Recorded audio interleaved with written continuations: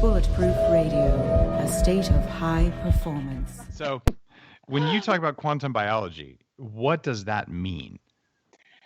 So when we look at some of the most brilliant quantum biologists of the last century, when this field was coming out, so many of them near the end of their life predicted that as this new understanding of existence on this quantum level, so on the smallest possible level, what we're finding is that there's laws of nature on the smallest possible level that defy the laws of nature that we see on larger levels.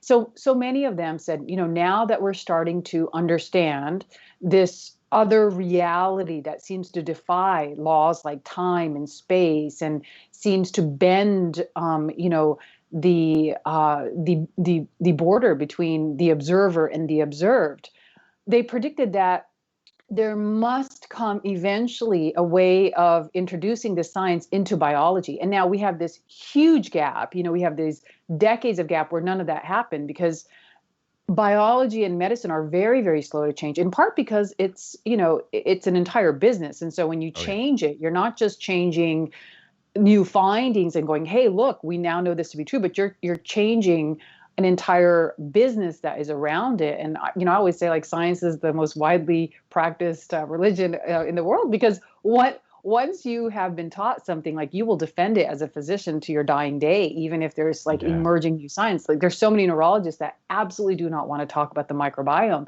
even though it clearly has relevance for the nervous system.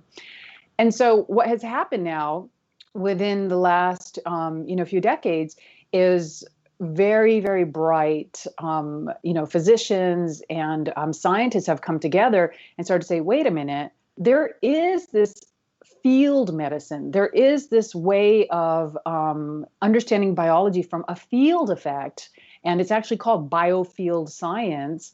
And we can actually measure these outcomes, and it's difficult to describe because it requires an entire new paradigm shift, because we're no longer talking about taking a blood test or, looking at bone density, but we're actually looking and measuring at effects created by the fields around the human body. And before people go, is this just somebody feeling my aura? No, this happens if you've ever had an EKG, that is a test that is actually measuring an electromagnetic field. If you've ever had an EEG, that is a test that's measuring an electromagnetic field. So we've been measuring these things, but all of a sudden we're starting to create new paradigms for saying, hold on, if we're measuring these things, and human beings must also be fields of energy. And if they're fields of energy, then I wonder if modalities that use kind of more of those quantum mechanics, I wonder if they're influencing those fields. And I wonder if those then translate into actual biological shifts. And this is what I see as eventually it's going to be the future of medicine, is that we're using what we would call vibrational medicine, things like sound, light, and so forth, to create field effects in the body, which create immediate shifts. And the funny thing is we actually are already using sound medicine. We're using it. People just aren't recognizing. Ultrasound is a form of sound medicine.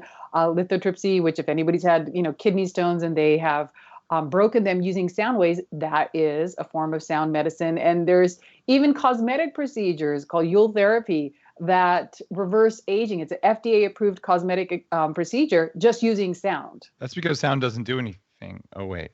Right. Yeah. And there's also sound on the reproductive organs in both men and women that magically grows new collagen and new blood vessels and new nerves.